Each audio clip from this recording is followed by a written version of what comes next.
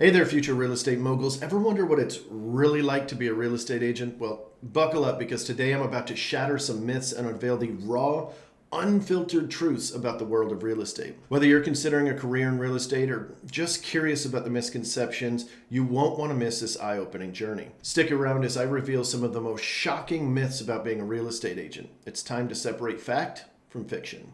Picture this. I've only got a couple of more years with my commitment in the military, and my body is starting to feel like it's gone through a dozen demolition derbies.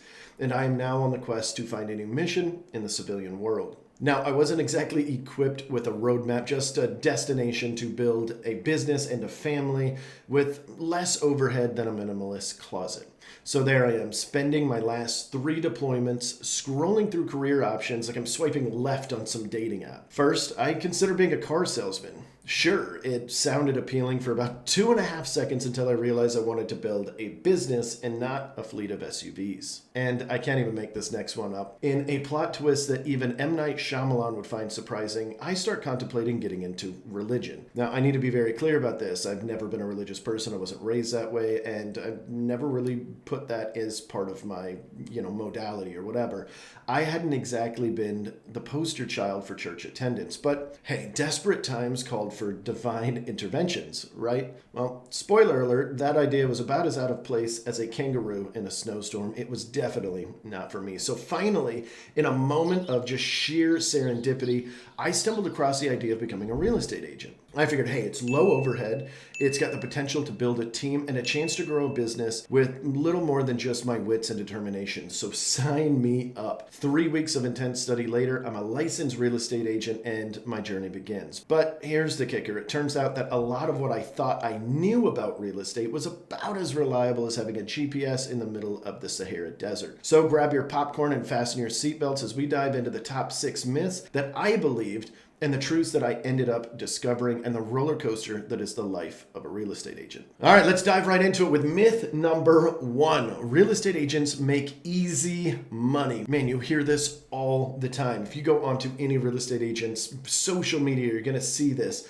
on anybody that's got a decent sized audience. So buckle up. Back in my early days of real estate, I had this notion that being a real estate agent was like hitting the jackpot every other day. I mean, I'm not kidding. I pictured myself swimming in a pool of dollar bills while sipping a fancy drink with a little tiny umbrella in it on a daily basis. But let me tell you, the reality check hit me harder than a door-to-door encyclopedia salesman from the 90s. Making easy money? It's like saying that juggling flaming torches is a super relaxing pastime. First off, building a successful real estate career is like trying to solve a Rubik's Cube blindfolded. It is confusing, it is frustrating, and sometimes it feels like the colors are just messing with you, just life in general. And don't even get me started on the expenses. It's not just about making money, it's about managing to keep some of it if you're lucky. So if you think, just like I did, that becoming a real estate agent is a shortcut to some sort of money printing machine, well, think again. It's more like an obstacle course with a ton of financial hurdles and a swamp of paperwork. So let me be 100% honest with you guys. The failure rate of a real estate agent is 87%. And it's so ridiculously high for a reason. It's because so many people think exactly like I did, and probably exactly like a lot of you might be thinking, that real estate agents make easy money. It's all over the place. You go on a social media of any prominent real estate professional, and you'll see the haters in there saying, oh, it's so easy, you guys just open up doors. All you guys do is, put it on the MLS, and then that's it. That's all you do. And I thought the exact same thing when I first got started. I didn't realize there was an 87% failure rate. I didn't realize that of that 13% that stayed in the industry, that only 50% of them make a livable wage. Did you know last year in 2023, the average real estate professional, over 50% of every real estate professional sold less than one home? That means a big chunk of them sold nothing.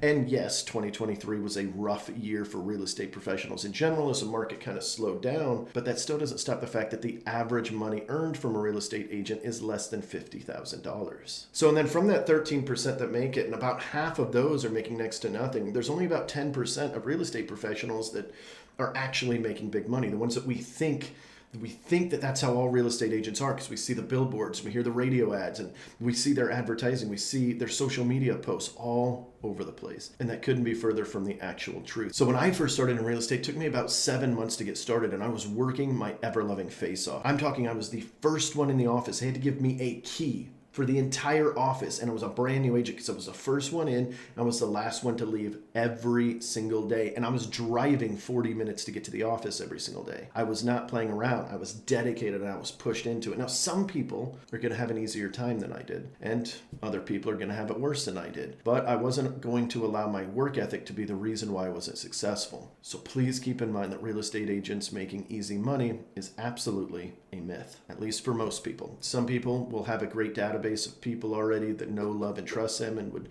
bend the world for them and call them immediately as soon as they're ready, as soon as they're licensed. And a lot of us, like me, are in a new area, or maybe they're in a marketplace where it's just a little bit harder. See, I was prior military, and my entire squadron picked up and left whenever I had just become licensed. So it was very difficult for me. Everybody I knew, my sphere of influence, as we call it in the industry, gone. I basically was starting in a new area, which wasn't the area that was new because I had lived here for 8 years prior, but the entire process was new, and I didn't have anybody that was really there to have my back. So that's myth number 1. Myth number 2, real estate agents only work part-time. This one always cracks me up. So grab your coffee and take a seat because we need to have a serious talk about this whole part-time rumor. When I started in real estate, I thought part-time meant that I was going to sip the occasional coffee during a showing. Little did I know that I was actually signing up for a marathon of unpredictable schedules, late night emails, and weekend escapades with house keys. Forget part-time. It's more like all the time. Like, I'm going to be completely honest here. I've got more overtime than a coffee maker during finals week at college. So if you're envisioning leisurely brunches on the weekdays, think again. It's more like brunch with a side of contracts. We've got the saying that we talk about in real estate all the time,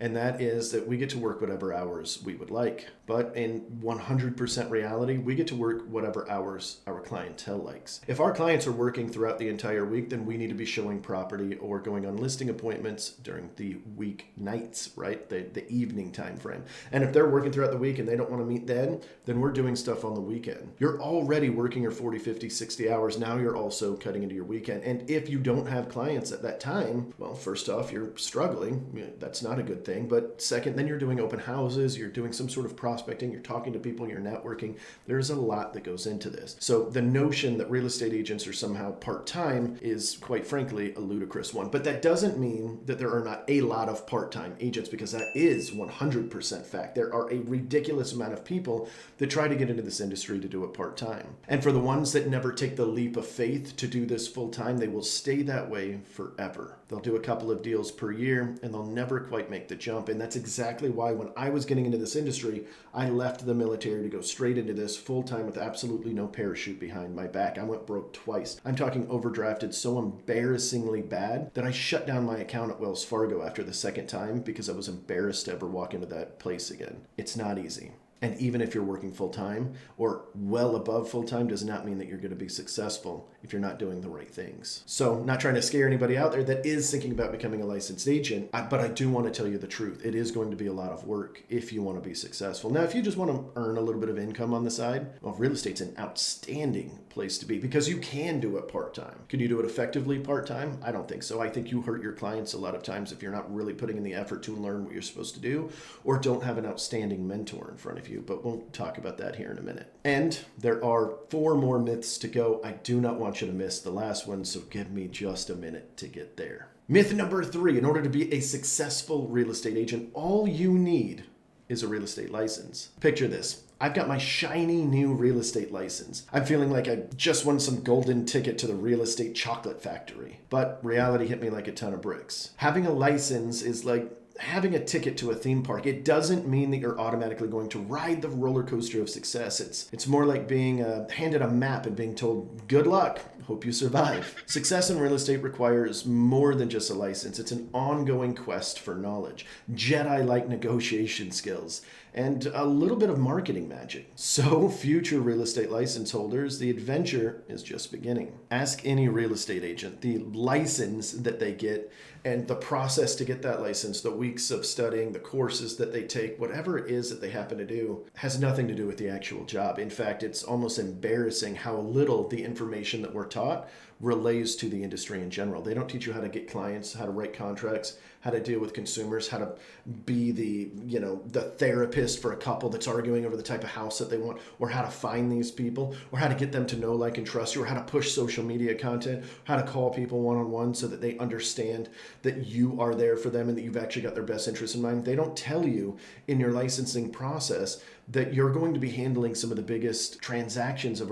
a person's life, and that they really need to have a lot of trust and faith in you in order for them to list that home for sale with you, or in order to buy a home from you. They don't tell you any of this. You learn all of this later. You need a phenomenal brokerage. You need a phenomenal mentor. And I was super fortunate to have that great mentor early on in my career. She ended up being a business partner of mine, and we have split ways in the business, but she is still a really good friend to me today, and she helped immensely. I couldn't sit here where I am trying to train other real estate professionals on YouTube, let alone running a $50 million volume team every single year, day in and day out, without the help of an outstanding mentor and a great brokerage. Which leads me to my next point. If you are a newer real estate professional, or you're thinking about getting licensed, and one of the things that you're going to have to do is choose a broker to go under, I urge you to consider LPT Realty. If you'd like to talk about it, all of my information will pop up on the screen. You can call, text, email, however is best for you to get a hold of me, and I will talk you through what LPT Realty did for me and my team. Because ultimately, you're going to need outstanding training, and you're going to need somebody that has your back to help you push forward. And unfortunately, they don't teach you that during the licensing process. Myth number 4, real estate agents have unlimited free time. Let's address the elephant in the room, the fantasy of unlimited free time. You know, the idea that your real estate agent just spends their days sipping margaritas on the beach and answering phone calls when it's convenient for them. In reality, it's more like juggling a bunch of flaming torches while riding a unicycle on a tightrope. Sure, there is a little bit of flexibility, but it's the kind where your schedule can change as fast as a chameleon at a paint store. Free time? Well, that's rare in and of itself. It's hidden behind a slack of contracts and a to-do list longer than your average CVS receipt. If the real estate agent in your life has a ridiculous amount of free time, there's one of two things going on. Either they don't do a lot of business, so they're not considered, I'm going to put this in quotations, successful, because they might be successful for them, but they're not successful by industry standards, right? They're not doing a lot of business.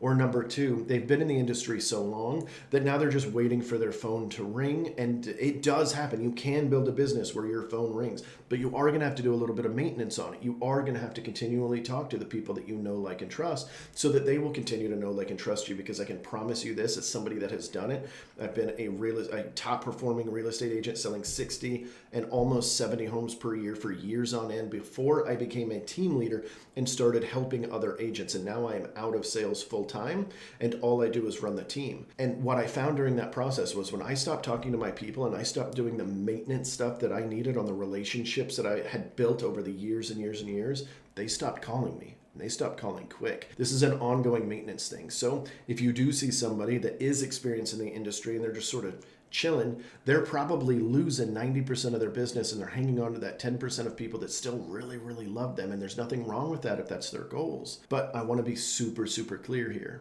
There is very little free time if you want to be a successful real estate professional.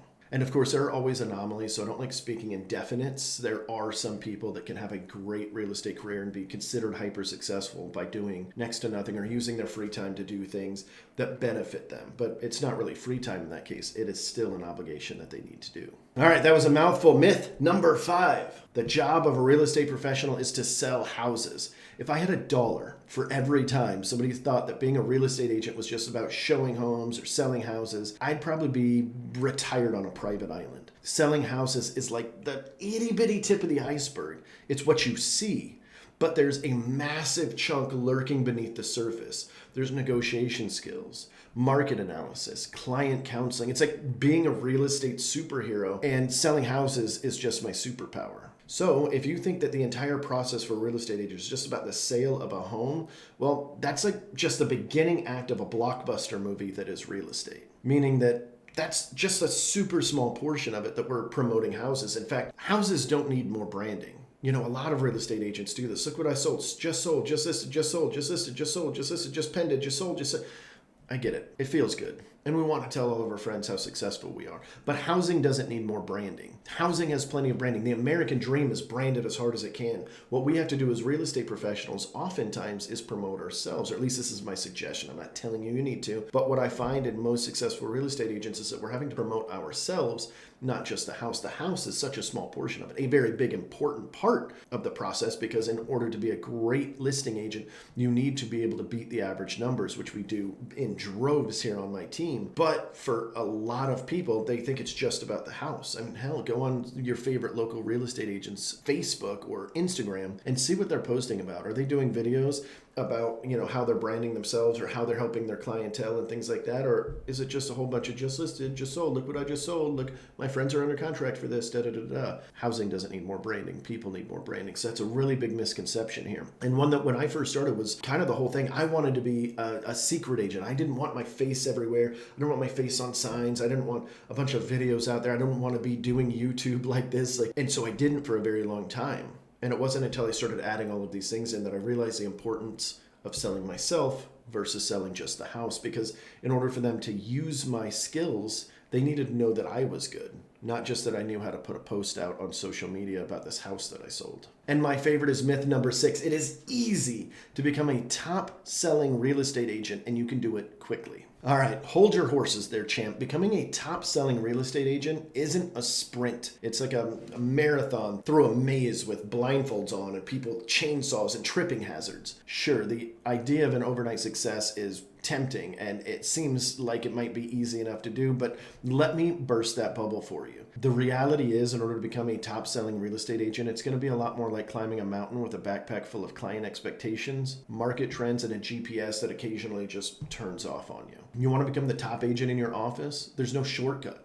This is a journey that will be paved with late nights, early mornings, and enough networking events to make your head spin. So if you're in it for the long run, lace up those running shoes, because the road to the top is going to be more like a scenic route than a straight sprint. Getting to the top 1% of any industry is difficult. It's the top 1% for a reason. If it was easy, more people would do it, especially with how humans are wired. A lot of us really like that clout, right? We want to be number one, or we want to be in the top 1%, but it is so dang difficult to do. It took me about 4 years before I was considered to be in the top 1% of the country. And I'm going to be completely honest, it wasn't easy. It's a lot of late nights. Like, I mean that, like a lot of late nights. Hell, I used to sleep in my office about once or twice a month. I had a small twin inflatable blow-up mattress because that's all that would fit in my little tiny office. It was literally touching the walls. That's how small this office was. And at this time, I had only been in it a couple of months. So when I was working and grinding really late, literally just crash out right there on the floor because it was easier, because it was already 2 o'clock in the morning and I needed to be back at work at 6 in the morning.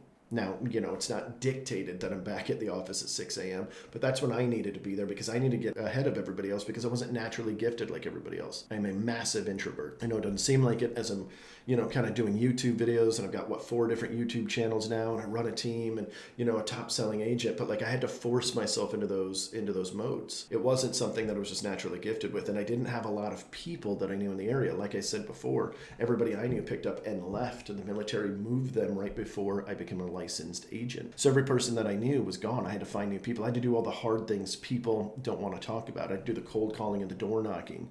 I had to call friends and, essentially what felt like beg for business, which in turn I found out later, by the way, you don't need to beg for business. You just need people to know, like, and trust you, and you do that through relationship building. But I wasn't taught that in the beginning. What's really interesting about the real estate world in general is I joke all the time, there's 197 and a half ways to become a top agent here in real estate, but very few people are going to follow all of them because that path is paved with a lot of hardship, a lot of work, a lot of late nights, a lot of missed dinners, and a lot of hard conversations with you and your family. But that doesn't mean you can't do it. If that's something that you would like to do, well, it's out there, it's possible.